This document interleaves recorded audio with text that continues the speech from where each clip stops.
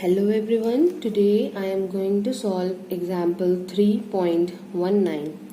This example says each coefficient in the equation ax square plus bx plus c is equals to 0 is determined by throwing out ordinary dice.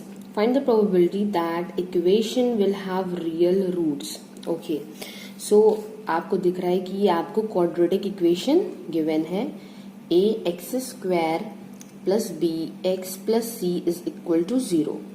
बोल रहा है कि इसके ये जो coefficients हैं इनको हम किस तरह से फाइंड आउट करेंगे। तो इसको हम फाइंड आउट करेंगे बाय थ्रोइंग अ डाइस। एक बार हमने डाई थ्रो किया और हमने माना कि फर्स्ट डाई पे जो भी आएगा हम उस पे ए लेंगे, या फिर सेकेंड डाई पे जो भी आएगा उसको ए लेंगे। इस तरह से हम डाइस को थ्रो करके ए बी सी की वैल्यू जो है उसको हम डिटरमाइन करेंगे। बट कंडीशन ये है कि जो इसके रूट्स होने चाहिए वो रियल होने चाहिए। तो आपको रियल रूट होने की इक्वेशन पता होगी, आपने मैथमेटिक्स में पढ़ी होगी। वो होती है B square minus 4ac is greater than equal to 0। तो यहां से हमें मिल जाता है B square is greater than equal to 4ac होना चाहिए, जो भी हम b की एंड ac की वैल्यू हम लेंगे जो भी। अब देखिए, एक चीज आपको और पता होनी चाहिए कि अगर आप वन डाई थ्रो करते हैं वन टाइम, तो आपके जो टोटल नंबर ऑफ केसेस होते हैं वो होते हैं 6। अगर आप 2 डाइस थ्रो कर रहे हैं तो आपके टोटल नंबर ऑफ केसेस कितने होते हैं? 36 होते हैं। अगर आप 3 डाइस थ्रो कर रहे हैं, यहाँ पे जस्ट 1 थ्रो की बात हो रही है, तो 3 डाइस अगर आप थ्रो करते हैं तो आपके टोटल नंबर ऑफ केसेस होते हैं 216। अब ये जो केसेस होते हैं ये इक्वल होते हैं अगर आपने 1 डाई 1 बार थ्रो किया है, या फिर अगर आपने 1 डाइस जो है वो 2 टाइम थ्रो किया है, या फिर आपने 1 डाई 3 टाइम थ्रो किया है। तो इसका जो मीनिंग है वो यही है कि अगर आप एक डाई को एक बार थ्रो करेंगे तो भी उसका टोटल नंबर ऑफ केसेस 6 आएगा। अगर एक डाई को आप 2 टाइम्स थ्रो कर रहे हैं तो उसका टोटल नंबर ऑफ केसेस 36 आएगा। या फिर आप एक डाई को 3 टाइम्स थ्रो कर रहे हैं तो उसका जो टोटल नंबर ऑफ केसेस है वो 216 आएगा। ओके, सो इसके बाद देखिए हम इसकी बना लेते हैं एक टेबल। पहले हमने वैल्यूज ली है A C, then A and C, then इसके बाद हम लेंगे 4ac देन b, इसके बाद होगा हमारा नंबर ऑफ केसेस। अब यहाँ पे देखिए जो ac है, ac की वैल्यू 1 आ सकती है, ac की वैल्यू 2 आ सकती है, ac की वैल्यू 3 आ सकती है, 4 आ सकती है, 5 आ सकती है, 6 आ सकती है, 7 नहीं आ सकती है, 8 आ सकती है और 9 आ सकती है।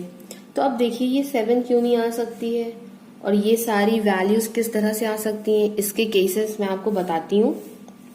सो देखिए 1 है हमारा, अगर a की वैल्यू फर्स्ट डाई थ्रो किया, a की वैल्यू 1 आई। और देखिए हम इनको 3 टाइम्स, ये जो केसेस हैं ये हम क्यों ले रहे हैं? ये हम इसलिए ले रहे हैं क्योंकि एक डाई को हमें थ्रो करना है 3 टाइम्स, क्योंकि हमें a, b एंड c की वैल्यू चाहिए है। तो इस वजह से जो हमारे टोटल नंबर ऑफ केसेस हो जाएंगे वो कितने हो जाएंगे? 216 टोटल नंबर ऑफ केसेस हो जाएंगे।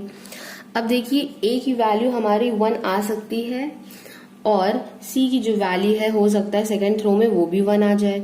अब देखिए a इंटू सी करेंगे तो वो 1 ही आएगा। अब जब उसको हम 4 से मल्टीप्लाई करेंगे ए सी को, तो यहाँ पे क्या हो जाएगा? 4 हो जाएगा। बट अब b की वैल्यू क्या होनी चाहिए? बी स्क्वायर की वैल्यू ग्रेटर देन होनी चाहिए हमारी 4ac से।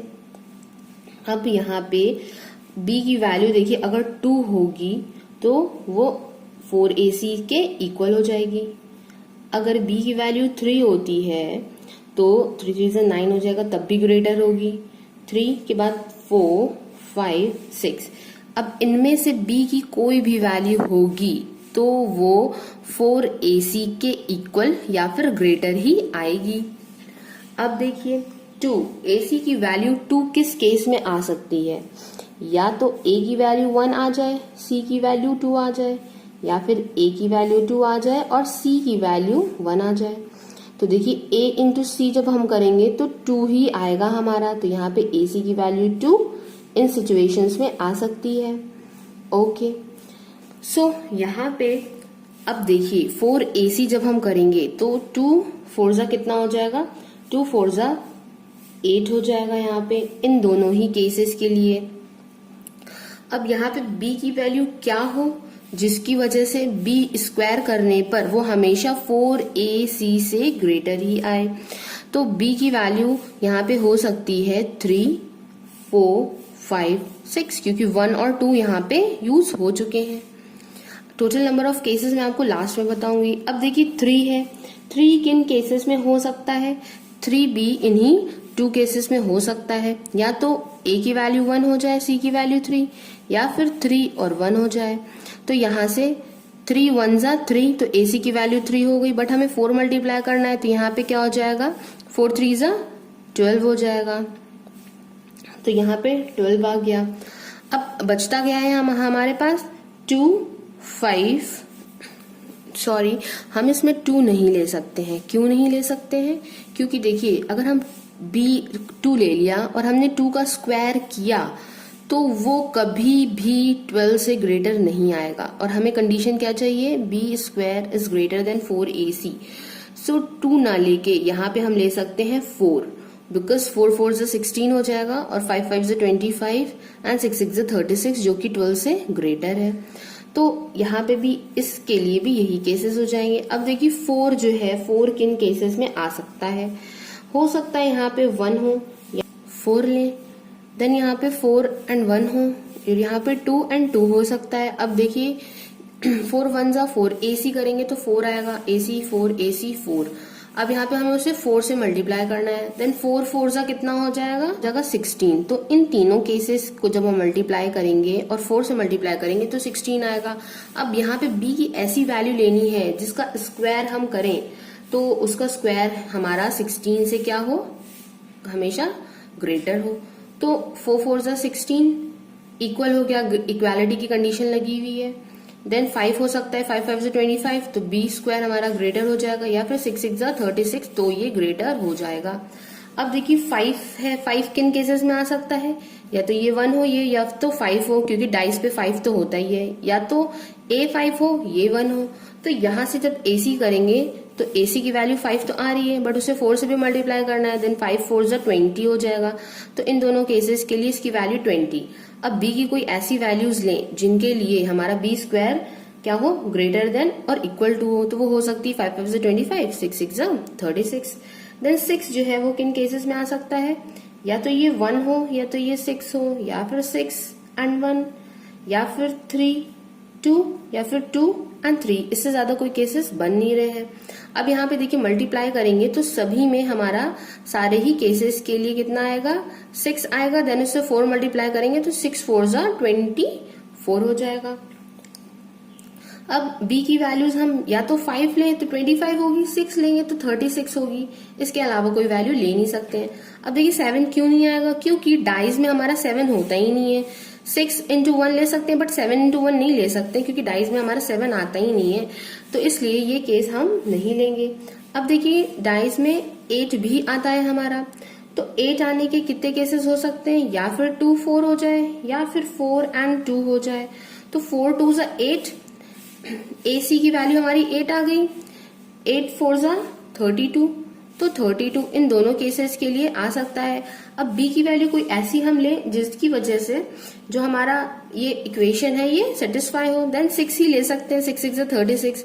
अगर 5 लिया, 5 5 से 25, तो ये वैल्यू उससे ग्रेटर हो जाएगी। देन 9 के लिए हम क्या कर सकते हैं, 3 ही ले सकते हैं, तो 9 3 3 जा 9, 9 इंटू 4, 9 4 जा 36। अब देखिए फाइनल b की वैल्यू यहाँ पे 6 ही ली जा सकती है, इसके अलावा कोई भी नहीं ली जा सकती, क्योंकि 6 6 से 36 ही होता है और इक्वालिटी की कंडीशन प्रूव हो रही है। अब इसके आगे 10 तो हमारा जा नहीं सकता। देखिए 5 2 से 10 हम ले सकते हैं, ac की वैल्यू अगर हमने 5 ली, फिर c की वैल्यू हमने 2 ली तो देखिए 5 2 10 आ जाएगा, और 10 इंटू 4 जब करेंगे 10 4 40 आ जाएगा यहाँ पे इसके बाद। तो 40 यहाँ पे इसके बाद आ जाएगा, बट हम b की कोई वैल्यू ले ही नहीं सकते हैं कि जो क्या हो, ग्रेटर हो जाए या इक्वल हो जाए, क्योंकि 6 6 36 ही आएगा, और यहाँ पे कितना आ जाएगा 4ac। दैट मीन्स ये वैल्यू इस b की वैल्यू से ग्रेटर आ जाएगी, बट हमें ये कंडीशन चाहिए नहीं, हमें तो चाहिए b² ग्रेटर देन 4ac होना चाहिए। तो ये कंडीशन 9 पे ही आके यहाँ पे स्टॉप हो जाएगी। अब आप देखिए total number of favourable cases हम कैसे निकालेंगे। ये देखिए ये 1 टाइम ही रिपीट होगा ये केस a1 की वैल्यू के लिए। दैट मीन्स ac अगर 1 है और ये इन केसेस के इसके साथ रिपीट हो रहा है b की वैल्यू के साथ, तो यहाँ पे जस्ट 1 इंटू कितनी वैल्यूज है 1 2 3 4 5, तो 5। तो ये सिंगल टाइम रिपीट हो रहा है, तो यहाँ पे 5 केसेस है। अब देखिए यहाँ 2 वैल्यूज चेंज हो रही है, 1 2 या फिर 2 1, मतलब 2 तरह से कर सकते हैं। और यहाँ कितनी वैल्यू है 1 2 3 4, दैट मीन्स 2 इंटू 4। यहाँ पे भी 2 है, तो 2 इंटू 1 2 3, तो यहाँ पे ये हो गया। तो 4 2 8, 3 2 6। यहाँ पे देखिए 3 है और यहाँ पे भी 3 वैल्यूज है, तो 3 इंटू 3, 3 3 9। यहाँ पे 2 है, यहाँ पे भी 2 है, तो 2 इंटू 2, 2 2 4। यहाँ पे देखिए 4 वैल्यूज है और यहाँ पे कितनी है 2 है, 4 इंटू 2, 4 2 8। यहाँ पे कितनी है 2 वैल्यूज है और यहाँ पे 1 है, 2 इंटू 1 दैट इज 2। यहाँ पे भी देखिए कितनी वैल्यूज है, यहाँ पे जस्ट 1 है एंड 1 है, तो 1 1 1 इंटू 1 यहाँ पे 1 हो जाएगा। अब टोटल नंबर ऑफ केसेस देखिए हमारे कितने हो जाएंगे, इसको जब हम काउंट करेंगे तो टोटल 43 केसेस हमारे पास आ जाएंगे। अब हमें निकालना क्या था कि हमारा जो a b c की वैल्यूज हो वो इस तरह से हो कि इनके रूट्स जो है वो रियल हो जाए। तो देखिए जब उसका प्रोबेबिलिटी ऑफ e होगा तो टोटल फेवरेबल केसेस 43 आ गए, टोटल नंबर ऑफ केसेस हम निकाल चुके थे 216, तो ये हो जाता है हमारा इसका आंसर। बट अगर क्वेश्चन में पूछता है कि रियल रूट्स कभी भी ना आए, that means probability of e complement, so हम इसके लिए निकालेंगे 1 माइनस 43 बाय 216। तो इसको सॉल्व करने पे हमारा आंसर आएगा 173 डिवाइडेड बाय 216। आई होप ये क्वेश्चन आपको समझ में आया होगा। ये क्वेश्चन थोड़ा लेंदी है, बट आप इसको एक बार समझ लेंगे तो अच्छे से आपको समझ में आएगा। अदरवाइज एग्जाम के लिए तो मैं यही प्रेफर करूंगी कि आप इसको लर्न कर लें तो ज्यादा इजी होगा, बट आपको इसको समझ में आना जरूरी है, आपको क्वेश्चन पता होना चाहिए, बट साथ में अगर लर्न भी होगा तो आपका टाइम सेव हो जाएगा। So thank you for watching my video, have a nice day.